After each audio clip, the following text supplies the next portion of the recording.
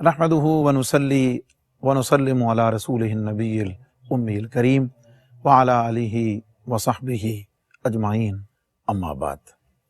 गंज बख्शे फैज़ आलम मजहरे नूर खुदा नाक़िसारा पीर कामिल कामिल आरा रहनुमा हुज़ूर सैयदी व सनदी व मुर्शिदी हज़रत दाता गंज बख्श अली हुजवेरी रहमतुल्लाह ताला अलैह की तालीमात और आपके इरशादात पर मुश्तमिल प्रोग्राम कश्फुल माजूब लेकर आपकी खिदमत में आपका मेज़बान मोहम्मद रमज़ान सहलवी हाज़िर खिदमत है। हम इस प्रोग्राम में हुज़ूर दाता गंज बख्श अली हुजवेरी अलैहि रहमा की किताब कश्फुल माजूब शरीफ के मज़ामीन और उन्वानात पर मुख्तलिफ़ पहलुओं से तशरीही अंदाज में गुफ्तगू करते हैं और मेरे साथ हस्ब साबिक हस्ब मामूल मेरी और आप सब की जानी पहचानी शख्सियत QTV की और पूरी आलम इस्लाम में अपने खूबसूरत अंदाज, धीमे अंदाज और ख़ूबसूरत अल्फाज के इंतखाब में एक मुनफरिद हामिल शख्सियत मोहतरमुल मकाम जनाब हज़रत अल्लामा मोहम्मद शहजाद मुजद्ददी साहब तशरीफ़ फरमा होते हैं। अस्सलामु अलैकुम व रहमतुल्लाहि व बरकातुहू। मोअज़्ज़ज़ नाज़रीन, कश्फुल माजूब शरीफ का 11वां बाब और ज़िक्र है हज़रात आइम्मा तबा ताबईन रिदवानुल्लाह ताला अलैहिम अजमाइन का।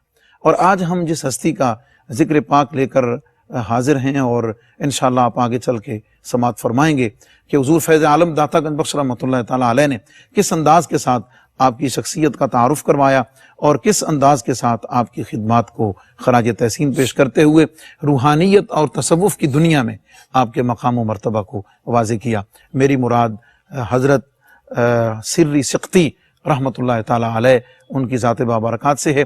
हज़रत, सबसे पहले तो मैं चाहूँगा कि आपके नाम और ख़ानदानी पस मंज़र पर थोड़ी सी बात हो जाए और उसके बाद फिर हम इंशाअल्लाह अलक़ाबात पर हस्ब साबिक़ बात करें। जी, बिस्मिल्लाहिर्रहमानिर्रहीम, अल्हम्दुलिल्लाहि रब्बिल आलमीन वस्सलातु वस्सलामु अला अशरफिल अंबिया वल मुरसलीन व अला आलिहि व सहबिहि अजमाइन। हर के ख़ाहद हम नशीनी बा खुदा हो नशीनत दर हुज़ूर औलिया।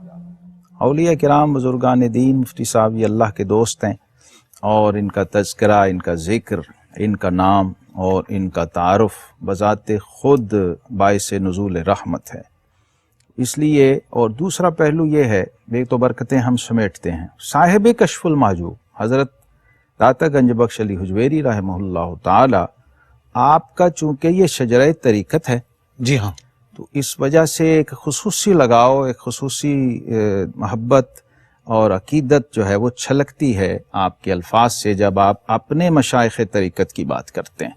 तो जुनैदिया सिलसिला, जी, हुज़ूर दाता गंज बख्श अली हुजवेरी रहमहुल्लाह आप जुनैदियुल मशरब हैं, उसके जो रूह व रवां हस्ती हैं वो हज़रत सैयदना अबुल हसन सरी अस्सक़ती रहमहुल्लाह ताला अल बगदादी, आपकी ज़ात गिरामी है। सन 251 एक रिवायत और 257 दूसरी रिवायत आपकी तारीख़ विसाल है।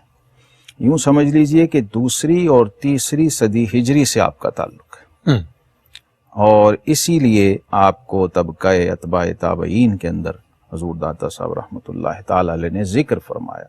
जब ये तारीख़ी तारुफ़ हमारे जहन में आ जाता है ना, तो एक गुबार और एक जो इश्कालात की चेन बाज़ जहनों में होती है उसे छट जाना चाहिए। वो इसलिए कि जो लोग सहाबा किराम दौर तबक़ा सहाबा और तबक़ा ताबईन और तबक़ा अतबाए ताबईन, जिनमें उर्फ़ आम में तबा ताबी कहते हैं, ये खैरुल कुरून के लोग हैं। जी हाँ, और और जब हम खैरुल कुरून कहते हैं तो ये वो लोग हैं जिनके लिए रसूलुल्लाह सल्लल्लाहु ताला अलैहि वसल्लम ने खैर की सनद जारी फरमा दी कि ये अहले खैर हैं। खैरुल कुरून करनी सुम्मल्लज़ीन यलूनहुम सुम्मल्लज़ीन यलूनहुम। अब जब अहले खैर हो गए तो हम इनकी इत्तिबा पर मामूर हो गए जी, और फिर ये उस ज़ुमरा में शामिल हो गए जिसे कुरान ने अनअमता अलैहिम से ताबीर फरमाया, सिरातल्लज़ीना अनअमता अलैहिम। और हम दुआ करते हैं इहदिना सिरातल मुस्तकीम सिरातल्लज़ीना अनअमता अलैहिम। तो जब ये सारा पस मंज़र जहन में आ जाए तो इन हस्तियों की एक अथॉरिटी भी जहन में आ जाती है कि अब इनका तज़किरा महज अकीदत या मोहब्बत का उन्वान नहीं रहा, बल्कि हमारी दीनी ज़रूरत बन गया। जब दीनी ज़रूरत बन गया तो फिर उसको उसी संजीदगी से लिया जाना चाहिए। और अहले तरीक़त तो मशाइख़ तो यहाँ तक कहते हैं कि जिस शख्स को अपने शेख की मारिफत ना हो, जिस मुरीद को, وہ اس بیٹے کی طرح ہے جسے اپنے باپ کا پتہ نہ ہو. اللہ یہ اتنا اہم ہے. حضرت سیدنا سری السکتی رضی اللہ تعالیٰ عنہ ورحمہ اللہ تمام تعالیٰ، سلاسل نے جو اپنے اپنے شجرہ طریقت کو جی محفوظ وہ کیا، اسی سلسلے اس کی کی کڑی وجہ ہے. بالکل اس کی وجہ دیکھیے صحیح مسلم کے مقدمے میں ہے، سیدنا عبداللہ بن مبارک رحمہ اللہ فرماتے ہیں الاسناد من الدین لولا الاسناد لقال من شاء وما شاء. جی اسناد جو ہیں یہ دین ہیں، اگر اسناد نہ ہوتی تو ہر شخص اٹھ کے جو مرضی دعویٰ کر دیتا، جو کچھ مرضی بیان کر دیتا اور جو چاہتا بیان کر دیتا. اس لیے ہمارے دین کا یہ ترہ امتیاز ہے، اس میں جو علم منتقل ہوتا ہے وہ بالاسناد ہوتا ہے، سند کے ساتھ ہوتا ہے. یعنی شریعت اگر ٹرانسفر ہو رہی ہے تو وہ بھی ایک سند سے، اور طریقت اگر ٹرانسفر ہو رہی ہے تو وہ بھی ایک سند سے. دونوں کو عرف میں شجرہ یا سند یا طریقہ سند کہتے ہیں.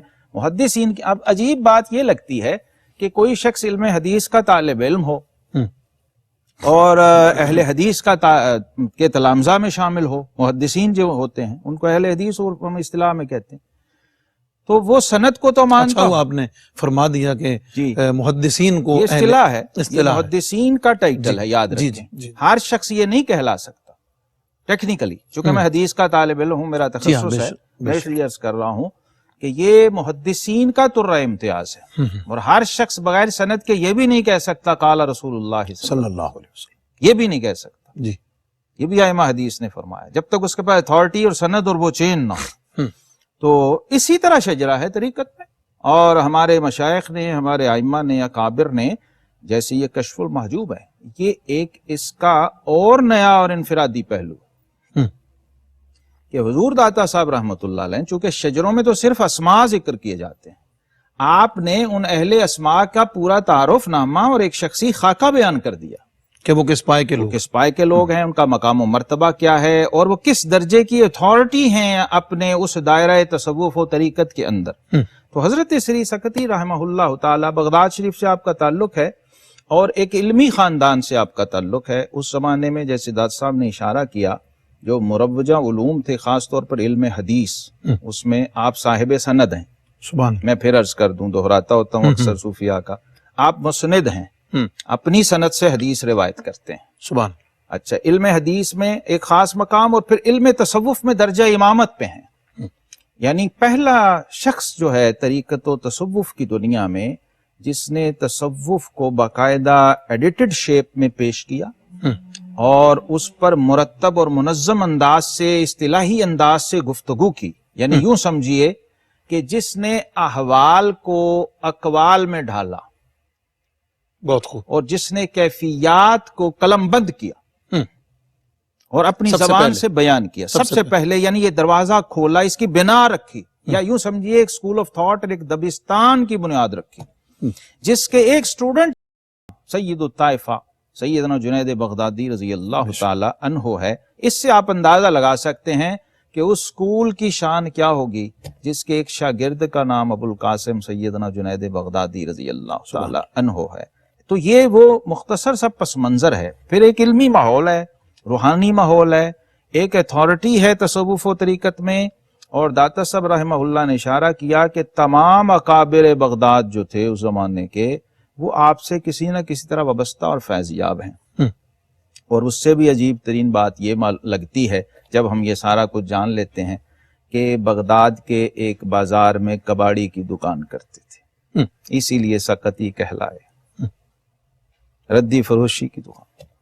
جی یہ میں آپ سے پوچھنے والا تھا اور آپ نے بیان فرما دیا کہ آپ کے نام کے ساتھ جو سقطی ہے اس کی وجہ تسمیہ اور وہ سقطاتن جو چیزیں گری ہوتی ہیں جسے ہم ردی کہتے ہیں عام طور پہ، وہ تھا، کباڑی کی دکان تھی، کباڑ جہاں لوگ تھا، مطلب چیزیں آ کے بیچ جاتے ہیں، رف چیزیں بیچ، جو ردی چیزیں ہوتی ہیں، را مٹیریل ہوتا ہے، وہ خرید لیا اور پھر اس کو جس میں ناظرین کی معلومات میں اضافے کے لیے کہ ہم اگر صوفیاء کے جو آگے القابات ہیں اس پر اگر غور کریں تو حبیب رائی چرواہا، فرید الدین عطار رحمۃ اللہ تعالی علیہ، اور یہاں پنسار کی دکان تھی خواجہ فرید الدین عطار کی، یہاں کباڑ کی دکان ہے، کوئی حداد ہے، کوئی قصاب ہے، لوہار ہے. یہ مطلب ہے یہ سارے ٹائٹل القاب حضرت جنید بغدادی خزاز خزاز اور بزاز اور فقہا اور محدثین میں بھی ہیں یہ، حلوائی شمس الائمہ حلوائی جی رحمہ اللہ، تو خصاف جوتے گانٹھنے والے، جی یہ ساری نسبتیں ان کے ان پیشوں سے، کاروبار سے یا فیملی بیک گراؤنڈ سے جو بزنس ان کو وراثت میں ملتا تھا اس نسبت اور سے ایک چیز کہلاتے کامن ہے حضرت کہ تمام بڑے عام لیول کے سارے کام ہیں، جی بالکل معمولی سے مطلب ہے، بالکل، بظاہر تو بظاہر سوشل سٹیٹس کے اعتبار سے تو بہت ہلکے درجے بلکہ کی ہلکے درجے کے آپ چیزیں ہیں۔ اب اس میں راز دیکھیے کیا چھپا ہوا یہ ہے، میں اسی طرف چاہ رہا تھا کہ یہ کیسے انہوں نے اب جو اسرار اس کے اندر چھپے ہوئے ہیں، وہ کہتے ہیں نا مفتی صاحب کے گدڑی میں لال گدڑی میں لال، ہے نا، تو یہ قدرت کے جو اہل اسرار ہیں ان کو اللہ تعالیٰ نے ان چھوٹی چھوٹی گدڑیوں کے اندر چھپایا۔ آپ اس کی تھوڑی وضاحت کریں، اور اس سے اگلی جو بات میں نے عرض کرنی ہے نا، وہ ضروری ہے کہ ہم آج بھی اپنے اس دور میں عمومی لوگ جو ہیں وہ اہل تصوف کو بہت بڑی عالی شان چیزوں میں تصور یہ آتا ہے اہل تصوف کا کہ 2-4 باڈی گارڈ ہیں، ایک پریڈو ہے، ایک شاندار چمکدار جبہ کبا ہے، ایک بہت بڑا رنگین رنگ روغن چمک دمک، یہ تصور ہو گیا آج۔ حقائق جو ہیں اس کے بالکل برعکس ہیں۔ ان جب آئمہ کو آپ دیکھتے ہیں تو کہیں کہیں مثالیں ہیں، کرو فر کی بھی ہیں، شان کی بھی ہیں، روب و دب، لیکن اس کے بیک گراؤنڈ میں بھی آپ جب جائیں گے تو آپ کو یہی فقر، یہی درویشی، یہی قناعت اور یہی اپنے نفس کو مٹانا یہی ملے گا۔ جی بعد میں اگر بطور حال و مشرب کے وہ بھی صوفیاء نے جو اختیار کیا ہے وہ دنیاوی نہیں تھا۔ حضور غوث اعظم رضی اللہ عنہ کا جو سٹیٹس ہے اس سے ذرا پہلے آپ دیکھیں نا 40 سال کی جو آپ کی ریاضت و مجاہدہ ہے تو کوئی تصور بھی نہیں کر سکتا۔ اچھا اس میں عجیب بات یہ ہوتی ہے کہ یہ صوفیاء کبھی بھی اپنی خواہش کے تابع ہو کے ان چیزوں کو اختیار نہیں کرتے بلکہ اپنے حال کے تابع ہو کے اختیار کرتے ہیں، اور یہ مامور ہوتے ہیں اپنے منصب اور مرتبے کے مطابق۔ جی اگر آپ نے فیلڈ میں کام کرنا ہے تو پھر آپ کو اس کے مطابق اپنا بود و باش اور اپنا رہن سہن رکھنا ہے، اگر آپ نے گوشہ نشین رہنا ہے، خانقاہ نشین رہنا ہے تو پھر اس کے مطابق اپنے انداز کو، کیونکہ ان سب کے ہمیں جو شواہد ہیں اور دلائل ہیں وہ سیرت طیبہ سے ملتے ہیں۔ آقا کریم علیہ السلام کا فقر بھی معراج فقر ہے، اور آقا علیہ السلام کی شان و شوکت کر و فر اور وہ بھی معراج پر ہے۔ جب باہر سے کیسر و کسریٰ کے سفیر آ رہے ہیں تو پھر شاندار لباس، شاندار وجہ کیا تھی کہ اسلام کی عزت، مقصد کیا تھا؟ اسلام کی عزت و عظمت ظاہر ہونی چاہیے، اگر اس میں ہم استعمال ہو جائیں تو ہم ایک ٹول ہیں، ہم خادم ہیں۔ حضرت سری سقطی رحمۃ اللہ تعالی علیہ کا مختصر تعارف اور اجمالی ذکر آپ نے سماعت کیا، اس پر انشاءاللہ ہم مزید بات کریں گے لیکن ایک مختصر سے وقفے کے بعد۔ ویلکم بیک معزز ناظرین، پروگرام کشف المحجوب اور ذکر ہے حضرت سری سقطی رحمۃ اللہ تعالی علیہ کا، جن کو حضور سیدی داتا گنج بخش علی حجویری رحمۃ اللہ تعالی علیہ نے 2 خاص القابات سے ذکر فرمایا۔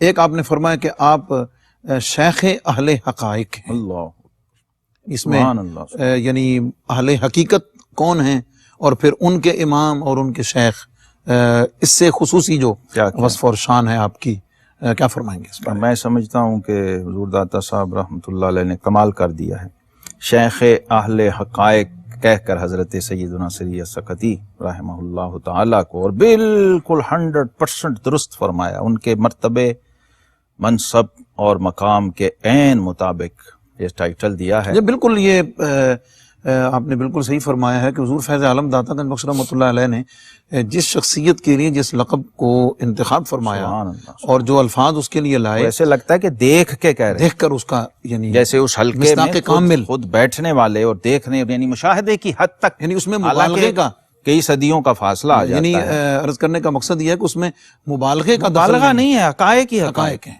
بالکل ہر چیز آج کل جیسے مطلب روش چل گئی ہے۔ بلکہ مفتی صاحب معذرت سے عرض کرتا ہوں کہ اس طرح کے القاب اور الفاظ کو تو اب مبالغے سے بھی استعمال کرنے والا آپ کو کوئی نہیں ملے گا۔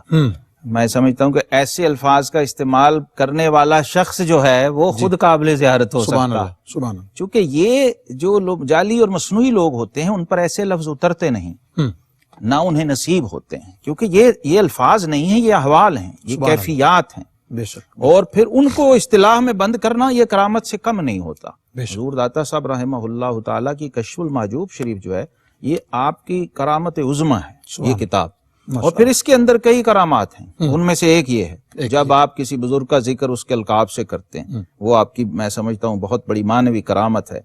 شیخ اہل حقائق جب کہا تو ایک بات تو یہ جسٹیفائی ہو گئی کہ حقائق جو ہیں یہ پہلے سینوں میں بند تھے۔ اہل حقائق جو ہیں یہ کون لوگ ہیں؟ درجے دیکھیے، پہلا درجہ صوفیہ کہتے ہیں شریعت ہے، دوسرا طریقت ہے، تیسرا معرفت ہے، چوتھا حقیقت ہے۔ سبحان، یعنی حقیقت کلائمیکس اور پیک اور معراج ہے تصوف و طریقت کی، یعنی آخری سٹیج ہے، منتہی شریعت، طریقت، معرفت اور حقیقت۔ ٹھیک ہے جی۔ اب جو لاسٹ ہائیسٹ سٹیج ہے جو جس کو ہم منتہی کہتے ہیں یا کامل و اکمل اور مکمل کہتے ہیں، وہ ہستی ہے۔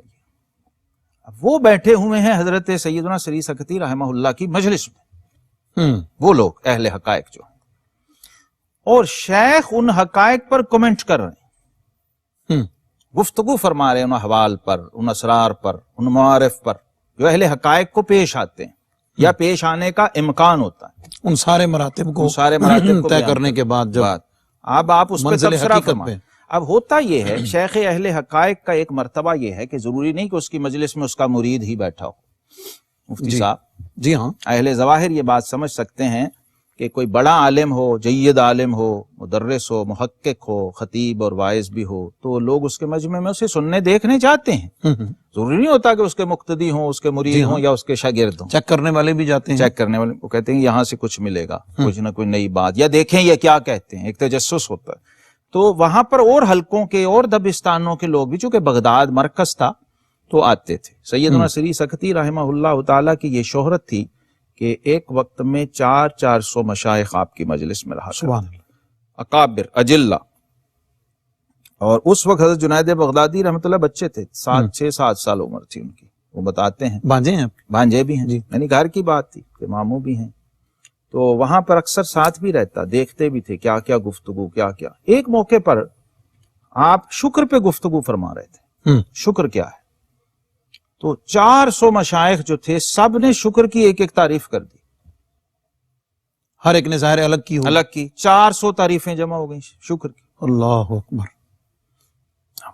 کون سی مطلب ساری لیں، ایک لیں، 2-4 لیں، اس میں سے اصل کیا ہے، اصل اصول کیا ہے، روح و رواں کیا ہے، کس پہ ہم اتفاق کریں، کون سی سب سے زیادہ جامع تعریف ہے؟ تو کہتے ہیں میں ماموں کے پہلو میں کھیل رہا تھا ایسے چھوٹا بچہ، حضرت جنید بغدادی رحمۃ اللہ، تو فرمایا جنید تم کیا کہتے ہو، تمہاری کیا رائے ہے شکر کے بارے میں؟ 400 تعریفات 400 تعریفات کے بعد تو جنید بغدادی کا حضور میرا خیال یہ ہے کہ شکر یہ ہے کہ اللہ کی نعمت کو اس کی معصیت کے لیے استعمال نہ کیا جائے۔ سبحان اللہ، سبحان اللہ۔ منعم کی ناشکری اور نافرمانی کے لیے اسی کی دی ہوئی نعمت کو استعمال۔ میں چاہوں گا یہ ایک اتنا کہہ لیجئے کہ بلا شبہ سمندر کوزے میں بند ہے، ناظرین کے لیے، معزز ناظرین کے لیے اس کی تھوڑی تشریح ضروری ہے کہ اللہ کی دی ہوئی نعمت کو گناہ میں، معصیت میں، اللہ کی نافرمانی میں استعمال نہ کیا۔ اللہ اکبر۔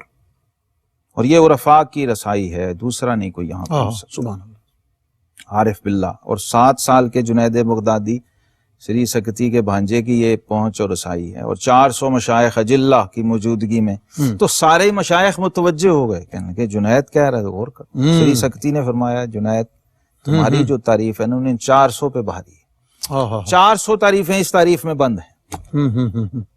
اب رب کائنات نے ہمیں جو نعمتیں مفتی صاحب عطا کی، ظاہری، باطنی اور جسمانی، روحانی، فکری، اعتقادی، دینی، جو ہم گن نہیں سکتے، یہ عہدہ، ہر چیز، مطلب پیسہ، ان تعدوا نعمت اللہ لا ہر چیز تحصوها، گن نہیں سکتے ہیں۔ سانس، نبض، یہ آکسیجن، یہ ہوا، صبح سے شام، شام سے صبح، 24 گھنٹے، پیدائش سے وفات، پھر وفات کے بعد کون کون سی نعمتیں ہیں۔ اب دیکھنا یہ ہے، مثلاً چلیں چھوڑیں، دور نہ جائیں، اپنے وجود میں دیکھ لیں، ہاتھ اللہ کا دیا ہوا ہے، نعمت ہے، یہ اللہ کے حکم کے خلاف تو نہیں اٹھنا چاہیے، نعمت ہے، نعمت ہے۔ اگر آپ اسے نعمت مانتے ہیں چلیں چھوڑ دیجئے، آپ پہ رکھتے ہیں، آپ پہ ہی رکھتے ہیں، اس سے کوئی گناہ نہ ہو۔ آنکھ کو اگر آپ نعمت مانتے ہیں تو یہ آنکھ جس نے دی ہے یہ اس کے حکم کے خلاف تو اٹھنی نہیں چاہیے۔ اور اگر اس کے خلاف اٹھ رہی ہے حکم کے تو اس کا مطلب ہے ناشکری کی آخری حد ہے، اس سے بڑی ناشکری کوئی ہو نہیں۔ پیسہ اگر گناہوں میں لگ رہا ضائع ہے، ہو اسی رہا کی ہے، دی ہوئی نعمت ہے، اگر اس وقت کی اگر نافرمانی صرف گناہ کسی- نہیں، جی صرف جی فضول خرچی میں جا رہا فضول ہے، خرچی میں، جہاں اللہ رسول نے جو حد کھینچی ہے اس سے کراس کر کے تجاوز کر کے آپ جا رہے ہیں، تو اس کا مطلب ہے جس کا مال ہے آپ اس کے خلاف یوز کر رہے ہیں، جس کی دی ہوئی چیز ہے اس کے خلاف استعمال کر رہے ہیں، تو اس کی ناراضگی لَإِن شَكَرْتُمْ لَأَزِيدَنَّكُمْ وَلَإِن كَفَرْتُمْ إِنَّ عَذَابِي لَشَدِيدٌ، اگر شکر کرو گے تو ہم بڑھاتے جائیں گے، اور اگر نافرمانی کرو گے، ناشکری کرو گے تو پھر پکڑو گرفت اور عذاب آ جائے گا۔ یہ تو اصول دے دیا نا قرآن نے۔ تو آپ نے دیکھیے قرآن و سنت کے کتنے اصول و ضوابط و جزیات ہیں جو معارف و اسرار ہیں، وہ اس کے اندر بندگی کے اور تعلق باللہ کے جو اس ایک جملے کے اندر بند فرما دیے کہ میرے نزدیک شکر یہ ہے کہ اللہ کی دی ہوئی نعمت اللہ کی نافرمانی کے لیے استعمال نہ کی جائے، اور 400 مشائخ نے اپنی تعریفات سے سرنڈر کر دیا، اور انہوں نے کہا کہ ہم اس پہ سب سے اچھی تعریف، سب سے جامع تعریف شکر کی یہ ہے۔ تو اگر یہ فلسفہ بھی میں سمجھتا ہوں سمجھ آ جائے نا، تو سمجھیے کہ تصوف و طریقت اور سلوک کے آپ مرحلے میں ایک پروسیس میں آ جاتے ہیں انٹر اور ہو آپ جاتے کا ہیں، سلوک شروع ہو اس جاتا ہے، زون میں آپ انٹر ہو چونکہ جاتے یہ امام تصوف کا قول ہے، ہیں۔ جس کے ایک شاگرد اور مرید کے مرید کے مرید کا نام گنج بخش علی حجویری ہے، سبحان اللہ، وہ یہ اصول و ضابطہ دے رہے ہیں، اور ان لوگوں کے یہی جو شیخ اہل حقائق فرمایا نا، ان کے بیان کیے ہوئے حقائق میں سے آپ ایک بھی لے لیں تو آپ کی کل زندگی کے لیے کافی ہے، ہر جگہ آپ اپلائی کرتے جائیے، آپ کو رزلٹ ملتا جائے گا، اور یہ مرشد کا کام دے گا۔ ان کے اقوال و ارشادات آپ کو خود مرشد و مربی کا کام دیں گے، سبحان اور ان کی روحانیت اور تصرف آپ کا مربی بن کے آپ کے ساتھ چلے گا۔ سبحان اللہ۔ دوسرا لقب منقطع از علائق، جی بہت جامع، سبحان اللہ، بہت جامع، سبحان اللہ، اور یہ دونوں لازم و ملزوم ہیں۔ عجیب بات یہ ہے جی کہ اب وہ میں چاہوں گا کہ ایک تو اس کی لفظی وضاحت ہاں ہمارے منقطع از علائق، علائق کیا ہیں؟ جو ہمارے تعلقات ہوتے ہیں، ہماری علاقہ مندیاں ہوتی ہیں، متعلقات ہوتے ہیں تعلق سے، تو جہاں جہاں تعلق اپنی خواہش، اپنی نفسانیت، اپنی ذات اور مفاد سے جڑا ہوا ہے، اس تعلق کو چھوڑ دینا، اور جہاں جو تعلق باللہ اور تعلق بالرسول کے ساتھ مربوط و مشروط ہے اس کے ساتھ وابستہ رہنا۔ یعنی ہم کہہ سکتے ہیں کہ محبت اور تعلق کو اللہ اور اس کے رسول کی محبت کے تابع کر دینا، تابع کر کے قائم رکھنا اور اس کو آگے چلانا۔ الحب فی اللہ والبغض فی اللہ۔ اب کیا ہے کہ آپ کی محبت کے پیمانے اور معیارات بھی سارے اسی پر ہوں، اور بغض کے بھی۔ قطع تعلق آپ وہاں نہ کریں جہاں خود آپ کی اپنی ذات اور نفسانیت جو ہے وہ آڑے آتی ہو، وہاں کریں جہاں اللہ اور رسول کی نافرمانی ہو رہی ہو، اور اس پہ آپ کو غصہ آنا چاہیے، یہ ایمان کی نشانی ہے۔ اگر وہاں غصہ نہیں آ رہا ہے تو اس کا مطلب آپ فارغ ہیں، ایمان نصیب نہیں ہے۔ بڑی میں سمجھتا ہوں فکر انگیز بات ہے کہ اچھا ہمارے الٹ ہوتا ہے، ہم اپنی ذات کے لیے تو تباہی مچا دیتے ہیں، ہر طرف طوفان اور یہ مجھے کر دیا فلاں کر دیا، اللہ رسول کے الٹا سے مس نہیں ہوتے۔ یہ عرفاء اس کے بالکل اپوزٹ۔ حضرت امام ربانی سیدنا مجدد الفسانی رضی اللہ تعالیٰ فرماتے ہیں کہ حب فی اللہ کا مقام روحانیت میں بغض فی اللہ کا مقام حب فی اللہ سے بھی زیادہ ہے۔ یعنی جو چیز بغض فی اللہ پہ نصیب ہوتی ہے وہ حب فی اللہ میں نہیں ہوتی۔ فاروق اعظم خون ہے نا جی، سبحان اللہ، تو رگ فاروقی پھر پڑکتی ہے، جلال جو آتا ہے جی جی جی، یہ اس کے پیچھے وہ جو میاں شیر محمد شرک پوری رحمت اللہ برداشت نہیں کرتے، خلاف سنت خلاف شرع، بندے کو باہر نکالتے مسجد سے، نکلو باہر، ادھر نماز بھی نہیں پڑھ سکتے بغیر سنت۔ وہ کیا تھا؟ سامنے نہیں آ سکتا بغض فی اللہ، سنت، تو لوگ ڈرتے سامنے نہیں آتے میاں صاحب ناراض۔ تو اب سمجھانا کیا تھا کہ یار جب میاں صاحب سے ڈر کے تو ان کے سامنے نہیں آ رہا، تو میاں صاحب کے رب سے کیوں نہیں ڈرتا؟ سبحان اللہ، اصل اولیاء اللہ پریکٹس یہ کروا رہے تھے، اور اللہ بھی یہی چاہتا ہے کہ جب میرے بندے سے شرمانے لگ جائے گا، میری وجہ سے ہی شرما رہا ہے نا ولی، ولی کا جو دوستی تعلق تو اللہ سے ہے۔ بے شک، ہم اولیاء اللہ سے داتا صاحب سے کیوں محبت کرتے ہیں؟ کیونکہ اللہ نے ان کو اپنا دوست فرمایا، ہمارے رب نے۔ تو اب یہ دوستی جو ہے پروسیس دیکھیے، اللہ کی بھی عظمت و شان کے قربان جائیں، بندوں کے ساتھ بندوں کے مطابق سارے معاملات رکھے ہیں کہ اب اس میں سے جب گزر کے آ جائے گا نا، جب اس کو یہ شرمانا آ جائے گا کہ والد صاحب ہیں، استاد صاحب ہیں، مرشد صاحب ہیں، تو پھر اس کو یہ شرم آئے گی کہ یار شرم اللہ سے سب سے زیادہ تو اس سے کرنی اصل تو تربیت ہے اور اللہ کے حبیب علیہ السلام سے کرنی، جن کے سامنے پیش ہونا ہے، جن سے قبر میں معاملات ہونے ہیں، شفاعت گر تمہیں بیلی حسابم ناگزیر از نگاہ مصطفیٰ پنہاں بگیر، اس کا یہی فلسفہ ہے۔ بے شک یہی فلسفہ۔ آپ دیکھیے نا وہ شرمندگی ہے نا، چن بنام مصطفیٰ خانم درود از خجالت آب میں گردد وجود، سبحان تو یہ شرمندگی ہے، یہ لکھواری تر گلابوں تو یہ نت زبانہ نام انہاں دے لائق نہیں کی کلمے دا کان، کہ ہم اس قابل نہیں ہیں۔ اب یہ احساس جو بڑھتا جاتا ہے نا مفتی صاحب، تو بندہ جو ہے وہ قرب باللہ کی منزلیں طے کرنا شروع کر دیتا ہے، اللہ تبارک و تعالیٰ اس سے محبت کرنے لگ جاتا ہے اور اس سے خوش ہونے لگ جاتا ہے کہ یار اس کے اندر حیا کا اور شرم کا پہلو اللہ سے شرم کا جب وہ آنا شروع ہوتا ہے، پھر اس کے اندر ریشو بڑھنا شروع ہوتی ہے۔ تو یہ کیفیات جو ہم ساری پڑھ رہے ہیں نا، یہ خود بندے کا حال بن جاتا ہے۔ سبحان اللہ۔ اور یہی حال جو ہیں یہی اصل مقصود، یہی پیش ہونا، یہی دیکھا جاتا ہے۔ معزز ناظرین، حضرت سری سقطی رحمۃ اللہ تعالی علیہ کے القابات اور اس میں کچھ اسرار و رموز اور تربیت کی باتیں آپ نے سماعت کی، یہ ذکر جاری ہے انشاءاللہ العزیز ایک مختصر سے وقفے کے بعد دوبارہ۔ ویلکم بیک معزز ناظرین، پروگرام کشف المحجوب اور ذکر ہے حضرت سری سقطی رحمۃ اللہ تعالی علیہ، اور بریک پر جانے سے پہلے ہم آپ کے القابات پر بات کر رہے تھے۔ حضور فیض عالم داتا گنج بخش رحمۃ اللہ علیہ آپ یعنی حضرت سری سقطی علیہ الرحمہ کے بارے میں فرماتے ہیں کہ اگرچہ آپ سارے علوم جو مروجہ ہیں اس وقت کے ان پر آپ کو بڑی اعلیٰ دسترس تھی، لیکن فن تصوف کے حوالے سے خصوصی بات یہ آپ نے فرمائی کہ تصوف کی ترتیب، مقامات اور بسط احوال میں سب سے پہلے غور و خوض کرنا، اور اسے جیسے آپ نے بھی ذکر فرمایا اسے یعنی حال کو قال میں قال کو حال میں لانا اور حال کو قال میں لانا، یہ ایک کرامت کے یہ جو خصوصی اعزاز ہے حضور، پہلے تو اس پر تھوڑی بات کرتے ہیں، پھر اس پر انشاءاللہ تھوڑی تشریح گفتگو کرتے ہیں۔ حضرت سیدنا سری سقطی رحمہ اللہ تعالی آپ کے اختصاصات میں سے اور انفرادیت میں سے ایک یہ ہے کہ آپ نے توحید کے حوالے سے، ذات و صفات باری تعالیٰ کے حوالے سے کلام فرمایا، معارف میں کلام فرمایا، اسرار میں کلام فرمایا، صوفیہ کے احوال میں کلام فرمایا۔ اب یہ ہے کہ چونکہ اس وقت ابھی تحریر اور تصنیف کا سلسلہ اس طرح آپ کی طرف سے نہیں تھا، یہ بھی ایک بہت چھپی ہوئی بات ہے، ایک سر ہے جو میں عرض کرنا چاہتا ہوں۔ اس کے بعد جو کتابیں ہم دیکھتے ہیں نا مفتی صاحب، رسالہ قشیریہ، امہات الکتب جو ہیں تصوف کی، کتاب اللمع ہے، التعارف ہے جی، اور پھر کشف المحجوب ہے، یہ سب سیدنا سری سقطی رحمہ اللہ جیسے بزرگوں کا فیض ہے۔ اگر ان بزرگوں نے اس کلام کا دروازہ اس شان سے اور اس کانفیڈنس سے اور اس جامعیت سے نہ کھولا ہوتا تو شاید یہ کتابیں ہمارے پاس اس طرح موجود نہ ہوتی، اور آج جو ہم پروگرام کر رہے ہیں یہ بھی نہ کر رہے۔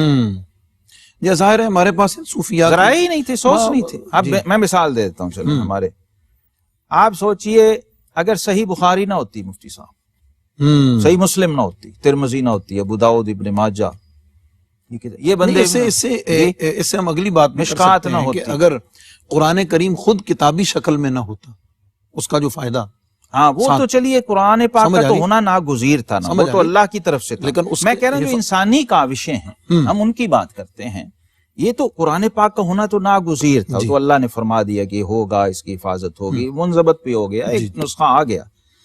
ہاں قرآن پاک کی بات آپ نے کر دی، قرآن پاک ہمارے پاس موجود تھا، قرآن پاک کی تفہیم کے لیے ہمارے پاس اگر اقوال نبوت نہ ہوتے یا سارے صحابہ نہ ہوتے تو ہم کیا کریں، اور اس طرح وہ مدون کیا حال ہوتا مفتی صاحب؟ اتنا کچھ ہو کے یہ حال ہے کہ ابھی بھی لوگ انکار پہ تلے ہوئے ہیں، ابھی بھی لوگ جناب اختلافات میں اور تنازعات میں ہیں، اتنا مواد و مٹیریل ہونے کے باوجود، اور اتنے علوم جو منضبط اور مدون ہوئے ہیں، حقیقت میں تو قرآن تک رسائی کے لیے ہوئے سارے۔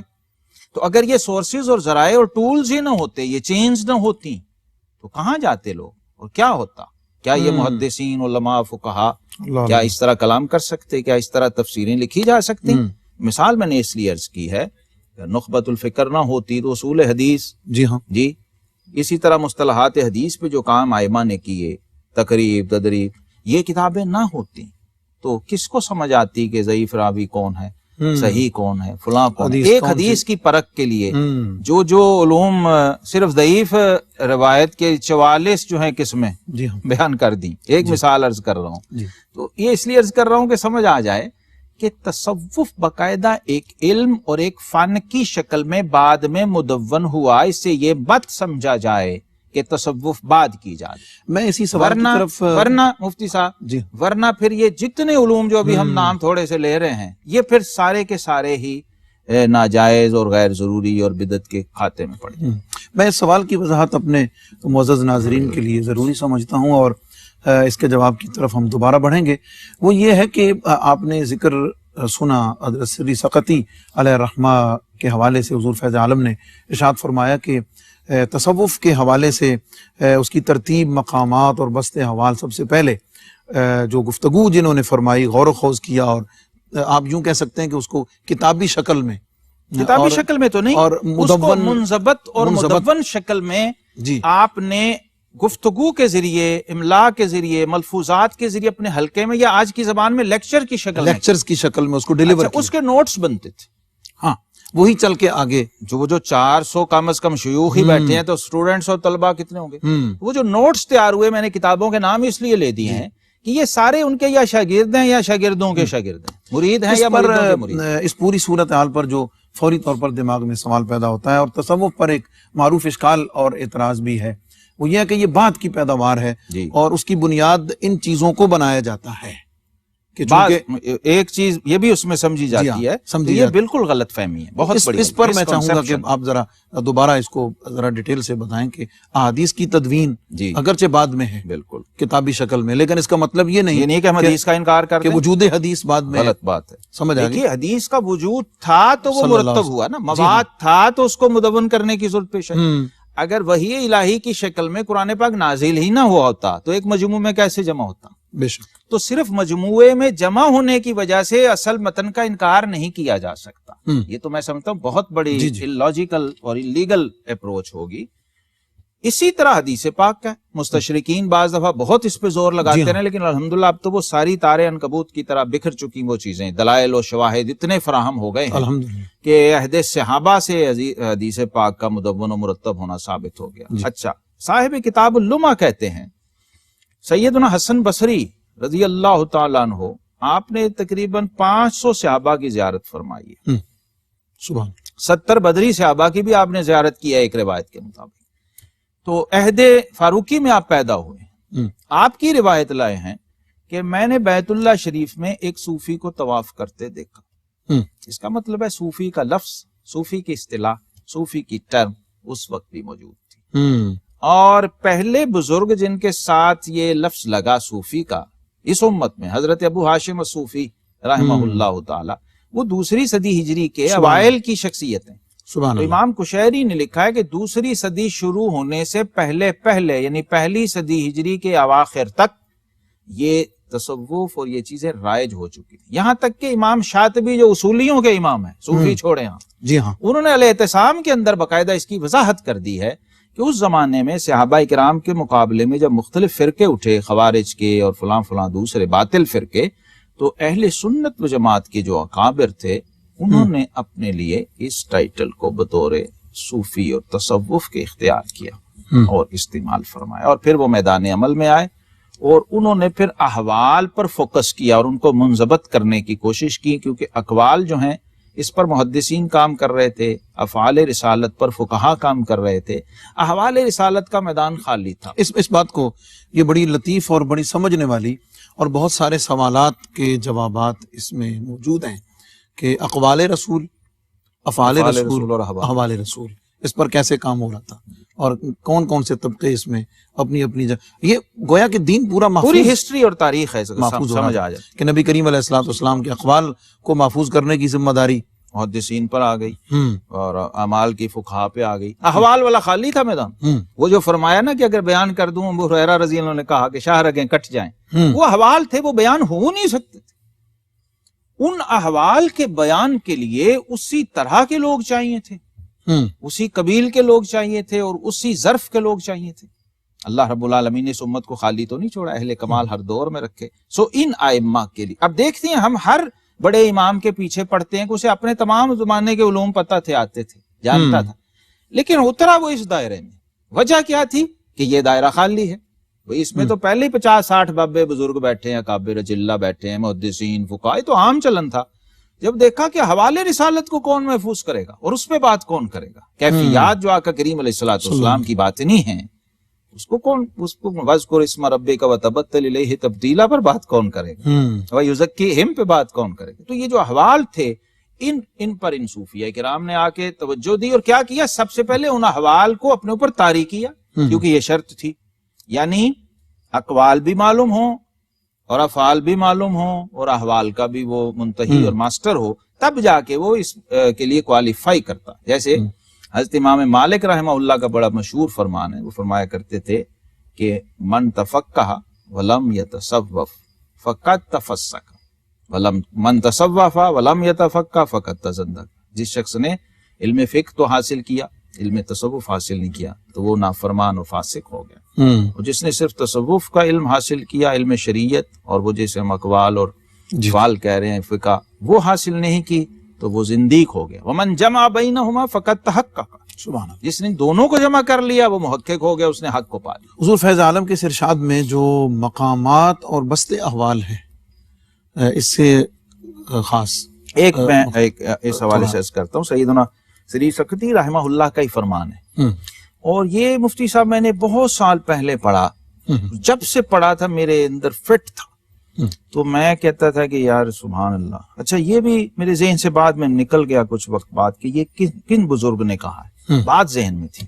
اب جب پھر پڑھ رہا تھا پھر وہ ان کا فرمان سامنے آیا کہ سیدنا سری سکتی کا فرمان ہے.